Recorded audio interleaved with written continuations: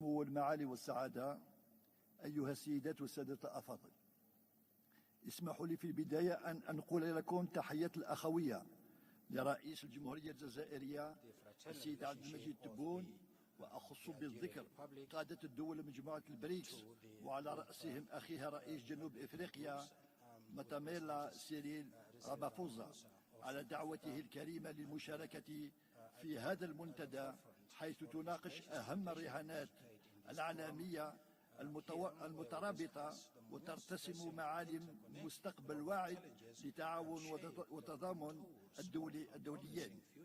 سيد الرئيس، إن التغيرات المتسارعة التي يشهدها العالم اليوم أفرزت مزيج معقد من التحديات التي يجب التصدي لها ومن الفرص التي ينبغي استغلالها على أمثل وجه. وفيما يخص التحديات فإن العولمة السعيدة كما وصفت أصبحت اليوم في التراجع، وأطر الشراكات متعددة الأطراف قد انتبه لانتعاش الأنانيات والتشكيك في الغير والانكماش على الذات، كما بات من الواضح أن السلوكيات الأحادية ومنطق الإملاءات قد فرضت على الدول النامية محل القيم الأساسية للتعاون والشراكة والتضامن. أمام هذه التجاذبات فإن الموضوع الذي اخترته رئاسة جنوب إفريقيا لهذا الاجتماع يستوقفنا جميعا ليعبر على ضرورة الملحة لإعادة ترتيب النظام الدولي من منظوم الاستدامة والشمولية من خلال الارتكاز على مبادئ العدالة والإنصاف والتعددية القطبية المتناسقة. إن الجزائر تتقسم هذه المبادئ الأساسية مع مجموعة البريكس التي تبرز اليوم كمحرك للتغيير الإيجابي في العالم، حيث تشكل مقاربة الشراكات التي تقدمها الدول المجموعات بديلا مجديا للتوترات والانقسامات التي تميز العالم اليوم، وفرصة لبناء نظام دولي منصف ومتعدد الأقطاب قائم على الاحترام المتبادل. إن التاريخ يشهد بأن الجزائر كانت فترة الدول التي رفعت من أجل بناء نظام عالمي اقتصادي جديد أكثر عدالة، حيث أقرت بلادي بمناسبة انعقاد الجمعية الرابعة لحركة عدم الانحياز بالجزائر في سبتمبر 1973 بأن جميع وسائل التحكم في الاقتصاد العالمي هي حكر على أقلية من الدول المتقدمة، داعيا بذلك إلى نظام دولي قائم على مبادئ العدالة والإنصاف. وعليه فنحن نرى أن رؤية مجموعة البريكس ما هي إلا امتداد التصور الذي طالما دفعت عنه الجزائر منذ العقود. سيد الرئيس، إن الجزائر انطلاقا من تطابق وجهات نظرها مع الدول هذه المجموعة هي حيث رؤية استراتيجية ومبادئ أساسية تقدمت بترشحها للانضمام إليها من منطق إدراكها أن خيار تحالف وتكتل هو خيار سيادي واستراتيجي وتنموي من شأنه أن يشكل لبنة تضاف لأطر التعاون والشراكات القائمة مع مكونات المجتمع الدول الأخرى، إذ أخذت بلادي علما بالقرار الذي أعلن عنه اليوم قادة مجموعة البريكس القادم بدعوة 6 دول جديدة لعضوية المجموعة كمرحلة الأولى، وتطلعهم لفتح المجال في المستقبل القريب للدول الأخرى. فإن قناعتنا تظل راسخة بأن الجزائر بتاريخها المجيد ورصيدها الثري في مختلف المجالات، بالإضافة إلى موقعها الجيوستراتيجي، تقدم في مسعاها لعضوية المزايا الجلية لاقتصادها في التنوع والنمو التصاعدي بفضل طاقة شبانية خلاقة وموارد طبيعية وفيرة، وهي كلها عوامل تخلق فرص للتعاون المثمر داخل المجموعة.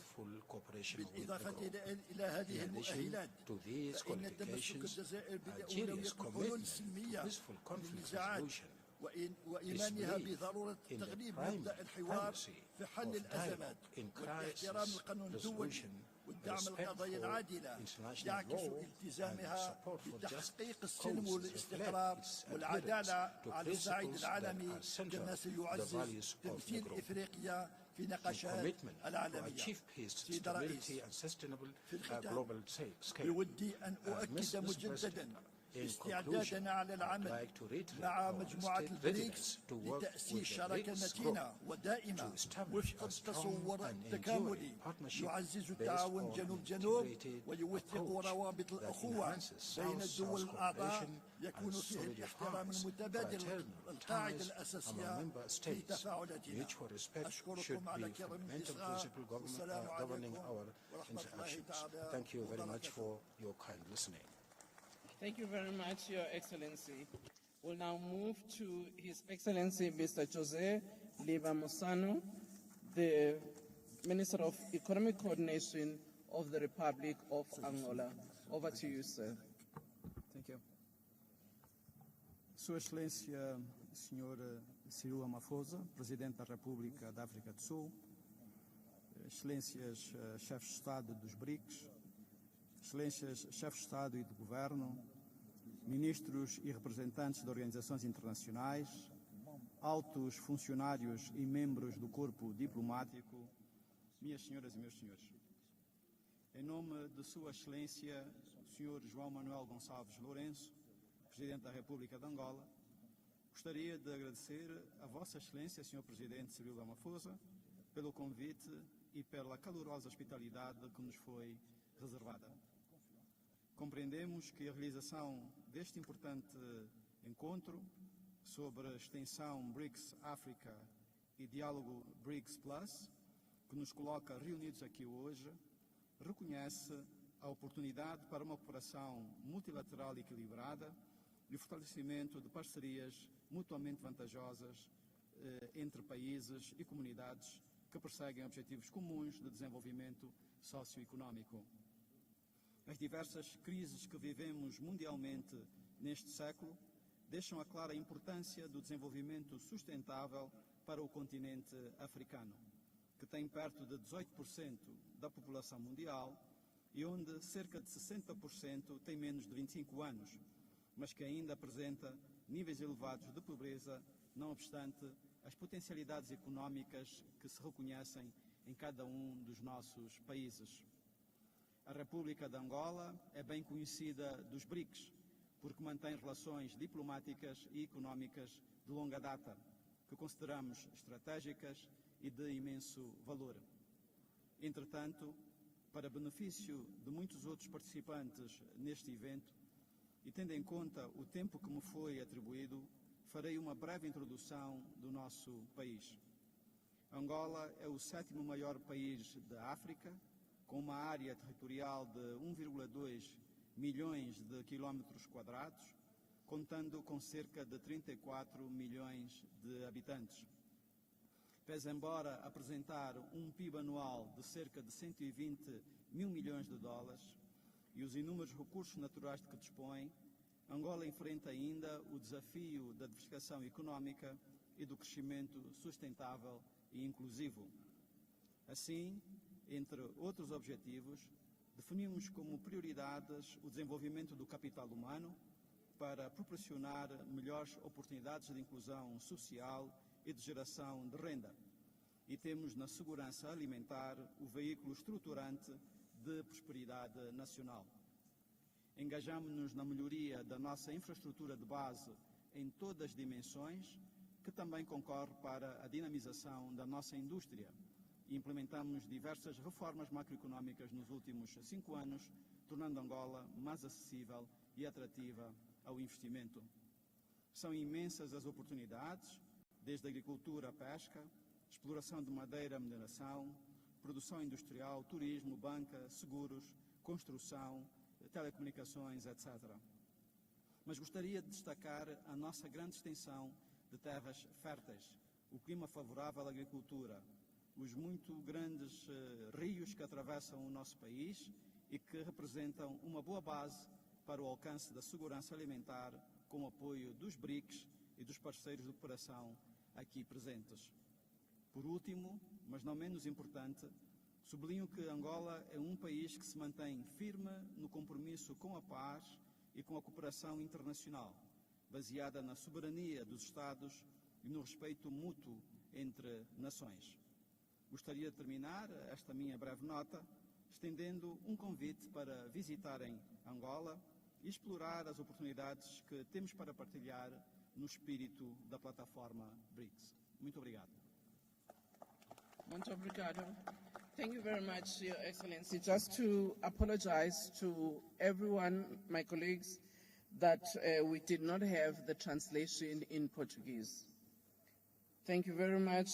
We now move to His Excellency Mr. Boubacar Osmania Diouf, the Minister of Trade, Industry, Regional Integration and Employment of the Republic of the Gambia. Over to you, sir. Your Excellencies, Heads of State of BRICS countries, Your Excellencies, Heads of State from African countries, Your Excellency, the United Nations Secretary General, Honorable Ministers here present, members of the Diplomatic and Consular Corps, ladies and gentlemen.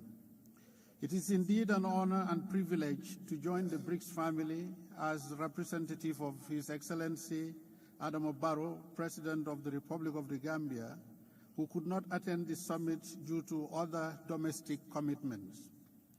Please allow me, on behalf of His Excellency, the President, to thank President Ramaphosa of South Africa for inviting the Gambia to attend the BRICS-Africa Outreach and BRICS Plus dialogue. In addition, I want to take this opportunity to further thank the President of South Africa and the people of South Africa for the hospitality and excellent facilities accorded me and my delegation since my arrival in this beautiful city of Johannesburg. Chairperson, BRICS nations have become a strong engine of South-South cooperation. The most significant outcome of the emergence of BRICS is the shift they have brought to the balance of power in global affairs.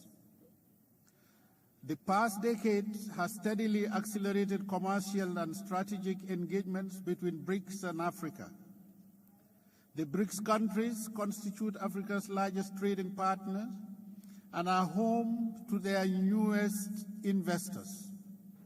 BRICS has nourished Africa's economic emergence and elevated the continent's contemporary global positioning.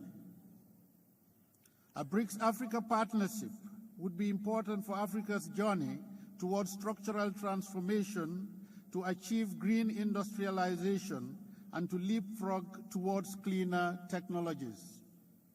For sustainable and inclusive development, we must pursue a transformational agenda that is aimed at reconciling economic growth with ecological limits and social equity. Chairperson, ladies and gentlemen, the 15th summit of the BRICS is happening at a time when the world is facing multiple crises ranging from post-COVID-19 pandemic impacts, climate change, to geopolitical crisis with untold suffering for our people, threatening global peace and stability. We must therefore be resolute in confronting this crisis with all our strength and resources at our disposal. As an inclusive formation of developing and emerging economies that are working together, BRICS-Africa partnership would provide a strong foundation for global peace and security.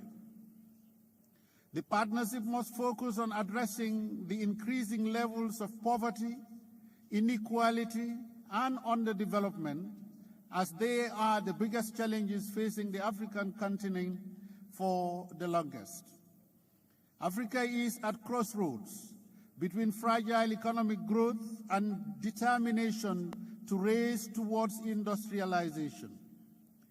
The continent's structural transformation towards more value-added activities and modern jobs is often deflected by a dominant primary extraction sector and this presents more major challenges.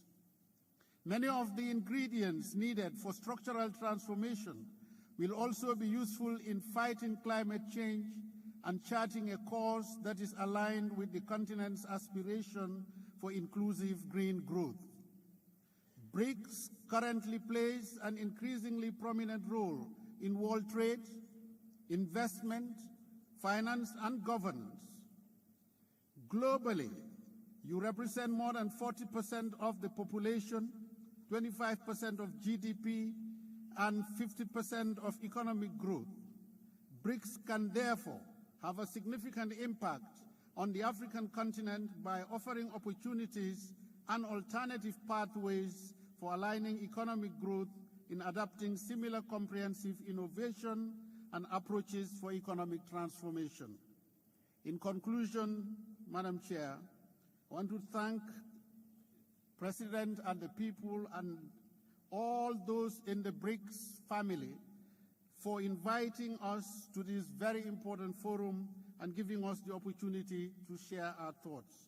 I thank you for your kind attention. Thank you very much, Your Excellency.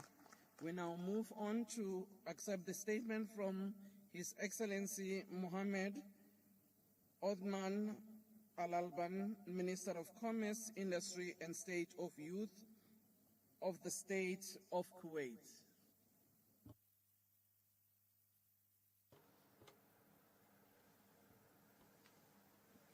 Over to you, sir.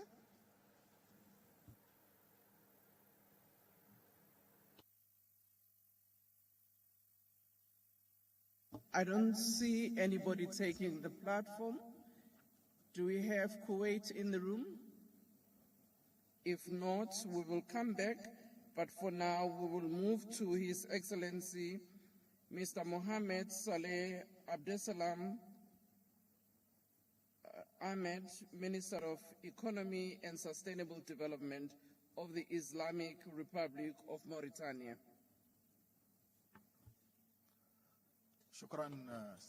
Thank you, Chair. Greetings. Peace be upon the Prophet Muhammad.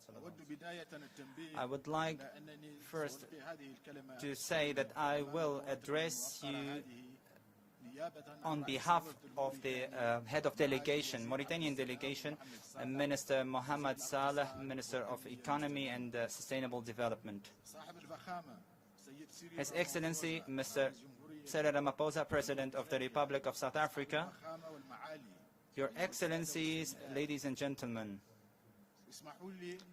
please allow me to convey to the President of the Republic of South Africa the gratitude of His Excellency President of Mauritania for his gracious invitation and his wishes for the success of this distinguished summit. His Excellency President Mohammed Wuld Sheikh Kazwani wanted to be here on this territory that occupies a special place in the hearts of Mauritanian, but because of pre-arrangements he couldn't.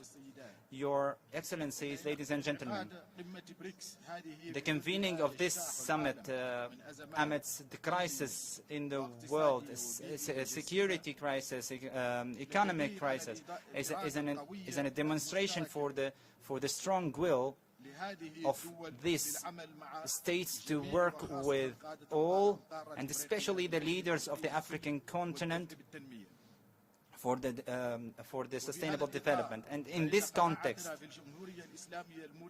our conviction that in the Islamic Republic of Mauritania that unifying efforts and means to resolve disputes is linked to building an inclusive development that take in consideration the unemployment and the marginalization of women, and also the climate change. Your Excellency, President, ladies and gentlemen, security is responsible for all. And there is no security that could be built on the account of others. And it can't be a sustainable security without the security of all. That's why we are in the Islamic Republic of Mauritania. We call in all conflicts to a peaceful solution that is based on the international law and takes in consideration the interests of all parties, and constitute a lasting stability and security for to constitute a foundation for the sustainable development. The agenda of sustainable development that was launched by the United Nations in 2015 constitute a reference for us to rely on it to address all these developmental challenges. And in this context, BRICS that represent 25% of the global GDP, and based on its diverse experience and the technological experience, it can play a role of the role of a driver for an inclusive development in the African continent. Ladies and gentlemen, our country enjoys perfect, excellent relations with each of the BRICS nations individually, and looking forward to forge a strong partnership with BRICS countries and to benefit from the investment opportunities in our country. And here I would like to mention a few: the renewable energy, minerals, and our country will enter the club of countries who export gas and petrol. And in this context, we also call the new development bank to utilize these investment opportunities and to help funding the economic infrastructure and projects of services to address the developmental and environmental challenges. Your Excellencies, ladies and gentlemen, the government of Mauritania has led an inclusive policy that aimed to guarantee the security and fighting poverty and enhance the social cohesion for a green sustainable development that take in consideration the challenges of the climate change. These reforms, institutional reforms, made a framework that encourage business and supporting the private initiatives, and we are confident that these reforms will give fruitful results, and we count very much on collaboration with friendly countries, and in particular BRICS. Please allow me, before concluding, to congratulate President Ramaphosa and the government and the people of South Africa for convening this successful summit, and the good organizing of and the warm hospitality. And I thank you very much. Thank you. Mr. Mohammed Saleh Abdesalam, Minister of Sustainable Development. Thank you. Thank you very much, Your Excellency. I now would like to call upon His Excellency Professor Nshuti Manasseh, Minister of State in the Ministry of Foreign Affairs and International Cooperation of the Republic of Rwanda. Over to you, sir. Your Excellency, the President of the Republic of South Africa, Mr. Ramaphosa, His Excellencies, Heads of State and Government, Excellencies, Heads of Delegation, ladies and gentlemen, all protocols observed.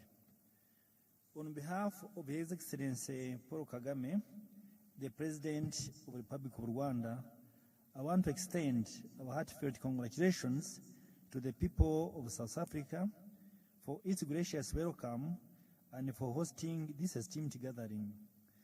The spirit of hospitality resonates deeply with the spirit of cooperation that unites us as nations working together a bright future. Excellencies, our deliberations today are firmly anchored in the principles of partnership, propelling us towards mutually accelerated growth, sustainable development, and inclusive multilateralism. These principles stand as bedrock of our collective advancement. In these times of intricate global interconnectivity, it's paramount important that we put our efforts to craft comprehensive solutions that effectively tackle our multifaceted challenges we face today. The pressing need for climate ambition serves as an unequivocal reminder that prompt action is imperative to combat climate change. The recovery from COVID-19 pandemic must not be pursued in isolation from a steadfast commitment to environmental sustainability. This juncture presents an opportunity to build our economies with resolute focus on green initiatives. Our investments should center on renewable energy, sustainable infrastructure, and fortification of resilient communities. Excellencies, while we deliberate on the pivotal subjects, we must not overlook the profound digital divide that persists between our countries in the global landscape. The pandemic has undoubtedly spotlighted the stark inequalities in technology access and internet connectivity. Bridging this digital chasm is a prerequisite step to ensure equitable participation for our nations, particularly those most vulnerable in this digital age. This inclusivity allows the broadening of access to education resources and the benefits to technological advancement. Esteemed leaders, the matter of financing or development remains a pressing concern. The global economic recovery mandates sustainable investments, necessitating collective efforts to establishing financial mechanisms that are not only impartial and transparent, but also responsive to the needs of developing nations. This imperative entails addressing issues ranging from debt relief, sustainable investment, and innovation financial instruments that foster inclusive growth. Excellencies, on the part of African growth, African governments should take responsibility for their internal securities so that we avoid self-inflicted security issues that end up harming our people and also our development in the process. In this case, amid our endeavors, we must remain mindful of the profound contribution of women and girls.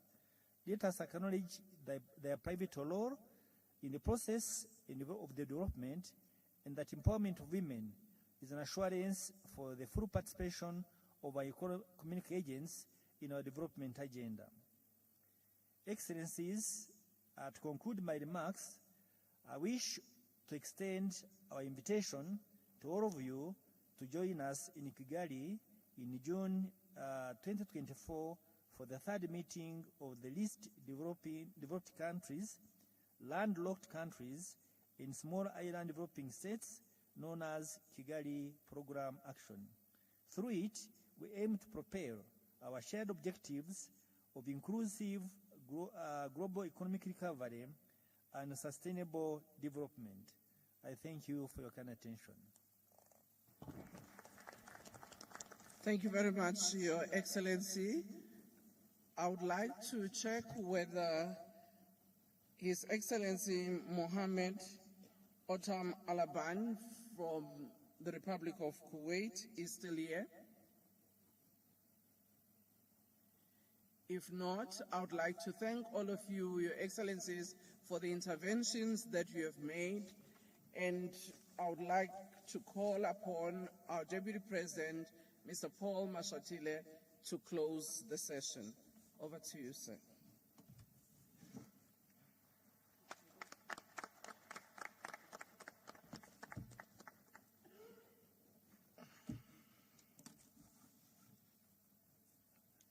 Thank Thank you very much, Minister. Excellencies, ladies and gentlemen, as we bring this session to a close, let me take this opportunity on behalf of our President Cyril Ramaphosa, to express our sincere appreciation for your participation in this dialogue and for answering the call to provide leadership, vision, and hope. We all agree on the need for a fair global system and reform of multilateral institutions. We all agree on the need for a mutual beneficial benefit in our economic relations. We all agree on the need for our countries to be treated with respect in our international relations. Let us move forward united in our effort to address our common global challenges. The geopolitical and economic shift taking place across the world mean that we must be quite intentional about how we move forward. We have always been clear that BRICS should champion the core interests of the Global South, especially in overcoming economic, financial, and political marginalization. There is broad consensus on the need for the reform of the architecture of global relations. Without that reform, the vision we set out will not be realized. We need to increase the representation of Africa and the South in all global structures. There should be nothing about us without us. We must continue to champion multilateralism with the United Nations and international law at its core.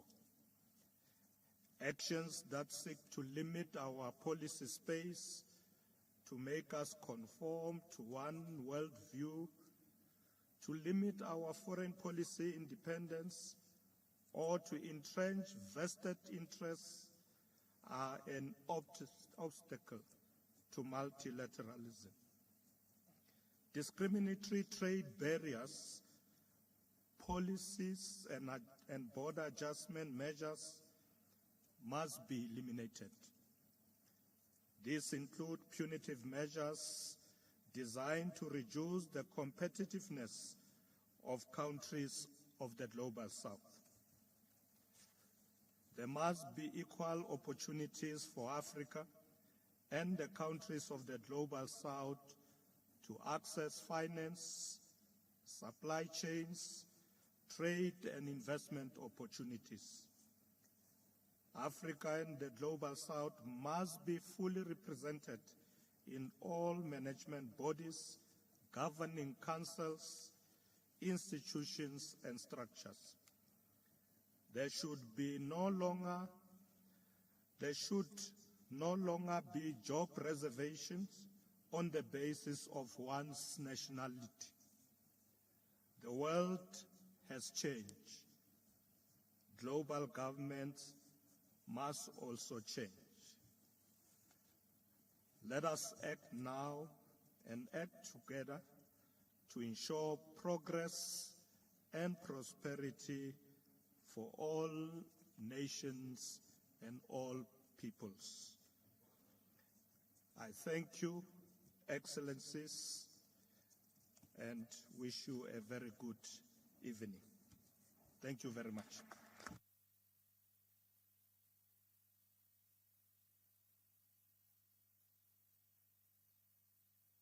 The session is adjourned. Congratulations. We near the stage.